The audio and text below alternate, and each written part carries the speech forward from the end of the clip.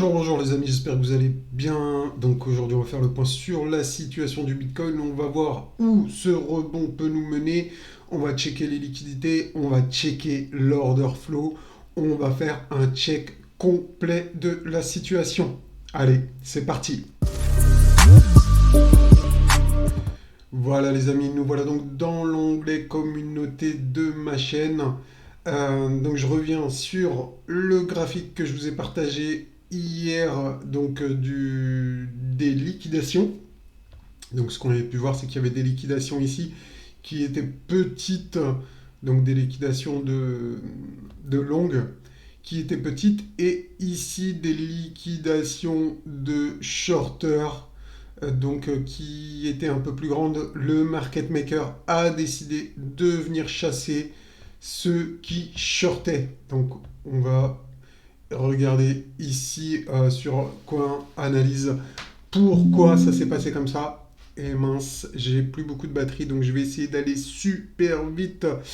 Euh, donc regardez, ce qui s'est passé, c'est qu'on a eu, en fait, regardez bien ici le trait vert, donc il était en train de baisser, baisser, baisser, baisser. Donc en fait, les gens, pendant que ça montait, étaient en train de clôturer leur longue. Donc c'est exactement ce que le market maker cherche à faire, c'est à vous faire clôturer vos positions, que ce soit des longues ou des shorts. Donc pourquoi s'attaquer aux longues si les longues ferment tout seuls leur position? D'accord. Donc quand vous regardez ça, vous voyez que le market maker n'a aucun intérêt à venir s'attaquer aux shorters parce que regardez, à l'inverse, du côté des shorters, le ratio était en train d'exploser littéralement. Donc vraiment, on est parti les liquider. Regardez ici les liquidations qui représentées par des pics. Donc on est venu les liquider. Il y en a de moins en moins. Donc il faut savoir que le potentiel de liquidation s'amoindrit un petit peu. Le ratio long-short se stabilise. Donc si vous êtes shorter, bien évidemment, vous voudriez voir l'inverse. Donc le ratio short diminuer et le ratio long augmenter pour ceux qui veulent shorter, bien évidemment. Donc regardez, maintenant on retourne ici sur la page du TradingView, donc du Bitcoin. Donc hier on était au-dessus des 50. Donc rappelez-vous, on avait fait un backtest en plus et tout. On sait que quand on est au-dessus des 50, c'est vrai que c'est préférable de jouer la hausse. Donc voilà, on l'a backtesté, on le sait. Maintenant, c'est un élément qu'on doit prendre en compte. Euh, Regardez, donc là aujourd'hui, on est sur une résistance, sur un bloc. On tente de s'échapper vers le haut. Je ne sais pas si on va y arriver. On a un autre bloc juste au-dessus. Donc entre 26 000 quasiment et 25 100. Donc pas loin. Regardez, je vous fais un petit tour aussi des liquidités sur Kingfisher que j'ai posté sur l'onglet communauté que vous pourrez retrouver. Donc regardez, au nord, bah là, vraiment commence plus, on n'a plus grand chose. Donc sauf jusqu'au 26 000 si vraiment le market maker veut abuser sur les shorters et vraiment les broyer, il pourrait aller là. Mais regardez surtout de ce côté-là, on a des liquidités donc à 23 800, 23 000. Disons qu'entre 23 000 et 23 800, il y a quand même un gros paquet de liquidation, de liquidités à venir chercher. Je voulais attirer votre attention également sur le 1 heure. Donc le 1 heure, on pourrait très bien faire une divergence. En tout cas, il y a une divergence qui pourrait se mettre en place. D'accord. Donc pour vraiment valider la divergence, il faut casser ce niveau ici. Donc le plus bas ici. Donc qui se situe à 57, 56.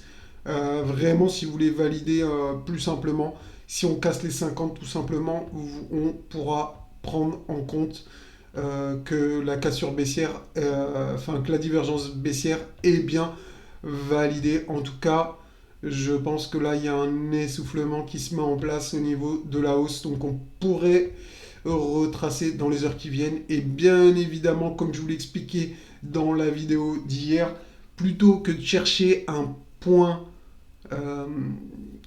d'invalidation, par exemple, les liquidités en gros, il faut vous en servir comme objectif. Par exemple, imaginons que je short maintenant. Bah, où je vais placer mon take profit? Bah, je pourrais le placer là dans ce bloc-là, ou là, ou là, ou là, ou là, ou même un petit peu partout ici. Vous voyez ce que je veux dire? Il faut vraiment se servir des blocs comme ça. Et par exemple, imaginons que je suis long. Je me dis, ah, le marché n'a pas fini de monter. Bah, je mettrai un take profit ici, un take profit ici, un take profit ici. Vous voyez ce que je veux dire? En fait, vous devez intervenir dans ces zones, dans ces blocs, dans ces pics, parce que le marché veut aller dans ces pics. D'accord? Donc c'est bien comme ça que vous devez les utiliser. Après, il y a plein d'autres manières, mais voilà. Donc, pour en revenir à l'order flow, bon là, il n'y a pas eu de changement significatif depuis hier. Attendez, je vais revenir très rapidement en 5 minutes. D'accord? En 5 minutes, regardez bien, le ratio short commence à baisser, ça c'est bon signe. Pour les shorters, il faudrait que ça continue un peu. En validant la divergence RSI, je pense qu'on pourrait être amené à faire un mouvement de retracement. Donc vous regardez les blocs ici pour déterminer des objectifs et ça pourrait faire un trade sympathique. D'accord? Je reviens très rapidement en journalier. Hop. Donc voilà. Donc là, on a cassé ici ce niveau. Bon, c'est pour les shorters, c'est pas terrible. On va voir ce que ça donne la divergence. On va voir s'il y a une divergence journalière qui se met en place. Donc là, déjà, c'est pas le moment de FOMO. Donc si vous voulez long, franchement, je serais vous, j'attendrai. Là, c'est pas le moment de jeter dans la gueule du loup. Au pire, on aurait un rebond ici jusqu'à ce bloc-là, jusqu'aux 28 000, 29 000. Si vraiment le marché veut faire un rebond de la mort. Mais on surveillera ici s'il n'y a pas une divergence baissière qui se met en place en journalier. Donc si ça se met en place en journalier, ça ferait une belle opportunité de short. On taperait le Vegas, la trendline, le bloc. Et si on a une divergence avec, on aurait le cocktail parfait. Donc vous précipitez pas à jouer la hausse. Le train est déjà bien avancé. Enfin, bien avancé, on verra. Mais en tout cas, pour moi, c'est pas le moment. Faites attention, attendez des validations, des divergences, des structures, etc. Et donc voilà, c'était une petite mise à jour, les amis, très rapide. Si c'est la première fois que tu tombes sur mes vidéos, n'oublie pas de t'abonner dès maintenant. Et pour les autres, je vous dis à bientôt. Ciao, ciao.